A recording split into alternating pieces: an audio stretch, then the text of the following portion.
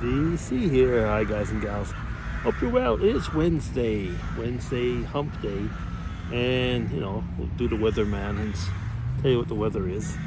It is. Just a minute. I think it's 7. 6. It was 7 when I started walking, so it's cooling off because it's about 4. What is it again? 4 o'clock. Oh, it's 10 to 5. Okay, because I've been walking probably for about, 30, 45 minutes, something like that. Yeah, I thought I'd chat about something that's been going through my mind not too long ago about, the joys of being brought up and living in the countryside as a young boy.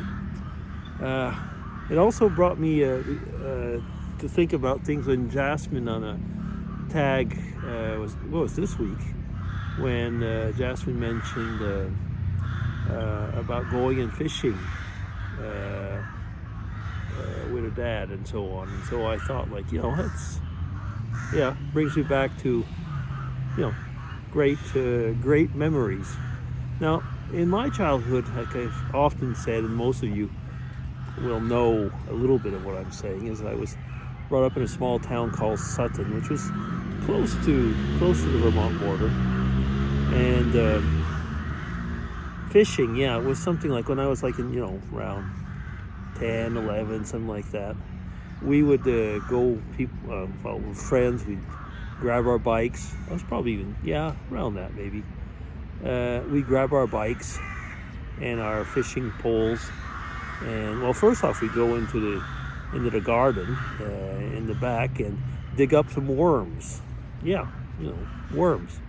You know what I'm talking about. Yeah. Because today's kids, you'd say, I'm digging up worms, and they look and say, what? Anyway, so we'd get some worms, and we'd prepare ourselves to go off fishing. So we go off with our bikes, and there were a few ponds not very far from there. There are some brooks as well, but we like to go to the ponds. So usually we'd go off, my brother and I, one or two of the neighbor boys would usually come along with us. Sometimes my sister, but she was a bit younger, so she probably didn't always follow because it was a bit of a long bike ride for her at the time. So we'd go off and we'd start fishing, and it's a type of fish that we would get in those ponds. It'd be mostly perch, and there'd be every now and then there'd be some catfish, but the smaller catfish. And those catfish were, their skin was like leather.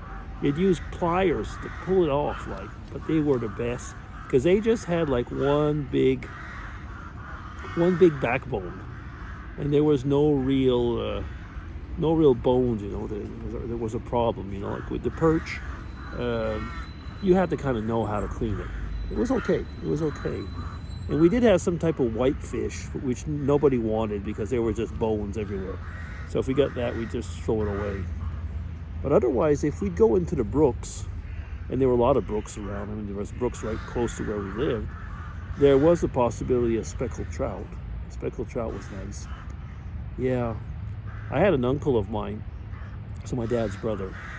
Yeah, he was the alpha male of the family. I mean, he would hunt, he would fish, he would everything, and he would go in the brooks, and he'd bring back a lot of fish. Yeah, speckled trout.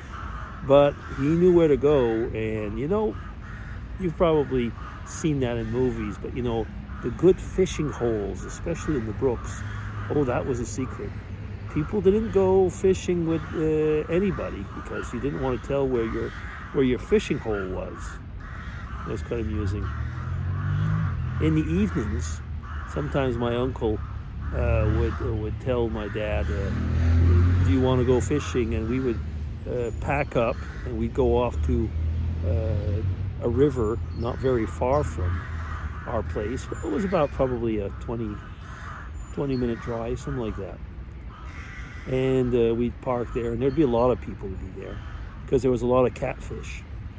And if you were lucky, you might get a bass and some pike.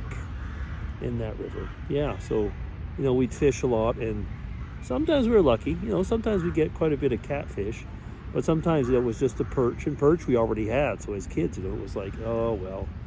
But it was just so nice, wasn't it? I mean, have you ever been? Fishing, and just sitting there and enjoying it, and not stressing. It was part of living in the countryside. An uncle of mine, no, sorry, not an uncle. He was my grandfather's cousin. So in that respect, as far as I was concerned, he was my third cousin. But we would go to their place. They lived on the side of the big lake called Lake Memphremagog. So the name comes from an Abenaki, so the American Indians, Canadian Indians tribe, the Abenakis.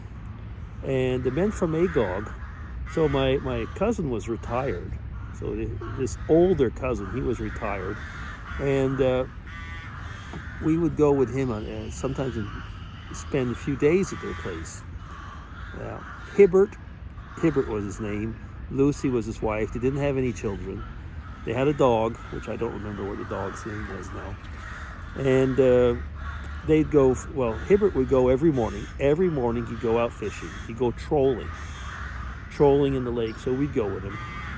And every now and then we'd catch a big rainbow trout. And boy, was that something. So Hibbert was a fan of CB radio fan, and he would chat, with the people around. That was it was big in those days. These were like in the late 60s, 1960s. In case somebody's really young listening, it's not the 1860s, it's the 1960s. And he was a big CB fan, and every now and then they'd have what they would call the skip. And the skip was when, for weather reasons or what, they would get calls from really far off, things like that.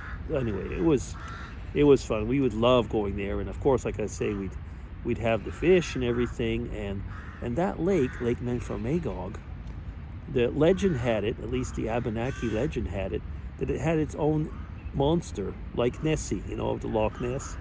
Yeah, it was called Memphrey. That's probably where the name comes from, Memphremagog. So it was called Memphrey. And this lake had many bays and islands and stuff like that. And there was some islands were, the thing is about this lake, is that the lake was on the border with the American, with Vermont. So the state of Vermont. And some of the islands, I think it was Province Island, was in the middle of the border. So like there was things like that were really fascinating for kids like us. In front of where my cousin lived, there was an island called Molson Island, which was actually owned by the Molson family, the brewers and stuff. So we would take sometimes a rowboat, and we would go actually over to Molson Island. I say a rowboat, we had a motor on it, yeah, because it was a little bit far to go rowing. Yeah, and so that was really something. But when we would use that smaller boat, it was really cool because, we could just kind of like fish from the boat as well. Yeah. Now on this Lake Memphremagog, in winter, it would ice over, and people were actually able to even drive on the lake. There was that much ice then, and people would have little cabins and so on. So we would go over with Hibbert or my uncle, the one I mentioned earlier, and we would bore holes through the ice and go ice fishing. Yeah, and I mean when I was a younger married man, I would go on another lake called the Lake Massawippi. You see, it's all Indian names. And I'd go with a work colleague, and we would go fishing on the Saturday mornings. And we'd go fishing, it didn't matter what weather it was. So, I would be fishing at -20, -30 Celsius, or maybe even Fahrenheit, actually. I think it was Fahrenheit, because in those days, we were still counting the weather, the temperatures in Fahrenheit. Yeah, it was just something else. It really was. It was something else. When my parents moved, and we went, up to 10 minutes, but we would go fishing at one river where there were eels. And I never wanted to catch an eel. I was always afraid of catching an eel. But we'd eat them, if we had them. But I didn't like eels, not the catching part. It was like catching snakes, I don't know. Anyway. Okay, so I'm up to 10 minutes, so I'll stop here. I was going to say, in your childhood, did you do much fishing? Or what was your childhood hobby that was something that you stay with now? Like, I live in Switzerland, and geez, you have to pass an exam to be able to have a fisherman's license. It is such a pain in compared to, like when I was a kid. But anyway. Okay, I'm going to stop there. And, well, tell me about your really, I was going to say, great childhood memories. Take care, everybody. DC signing off. Bye-bye.